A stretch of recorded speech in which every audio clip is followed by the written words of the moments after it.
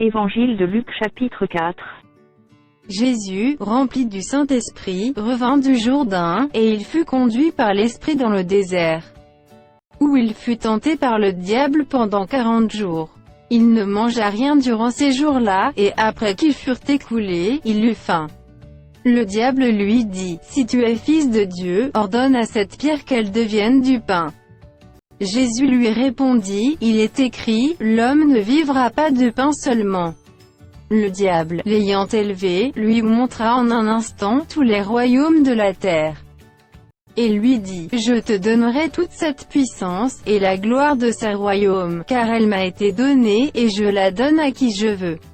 Si donc tu te prosternes devant moi, elle sera toute à toi. » Jésus lui répondit, « Il est écrit, tu adoreras le Seigneur ton Dieu, et tu le serviras lui seul. » Le diable le conduisit encore à Jérusalem, le plaça sur le haut du temple, et lui dit, « Si tu es fils de Dieu, jette-toi d'ici en bas.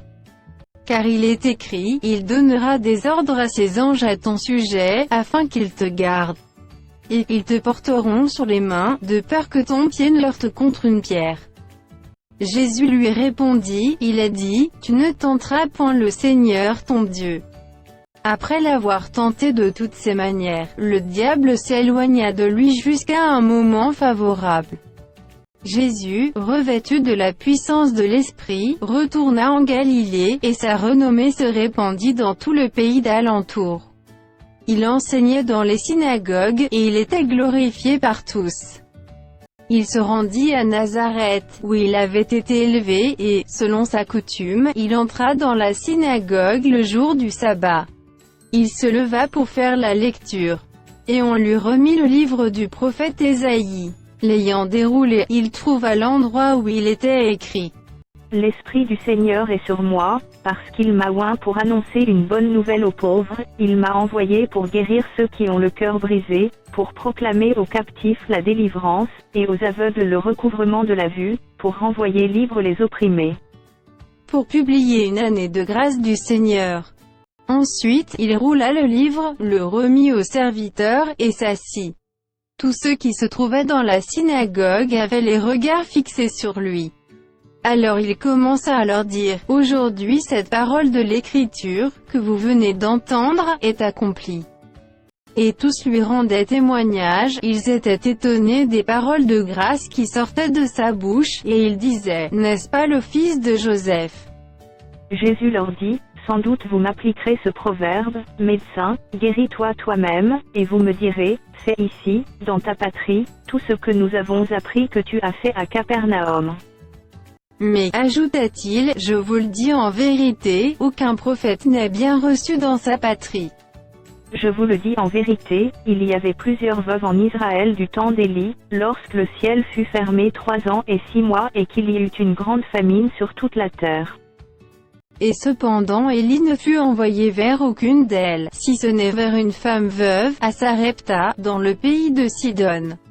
Il y avait aussi plusieurs lépreux en Israël du temps d'Élisée, le prophète, et cependant aucun d'eux ne fut purifié, si ce n'est Naaman le Syrien.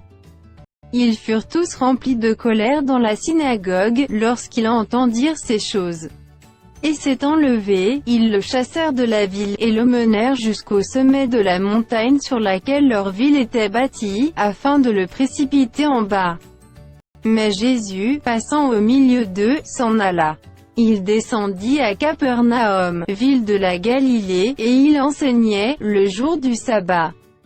On était frappé de sa doctrine, car il y parlait avec autorité. Il se trouva dans la synagogue un homme qui avait un esprit de démon impur, et qui s'écria d'une voix forte. « Ah, qu'y a-t-il entre nous et toi, Jésus de Nazareth? Tu es venu pour nous perdre.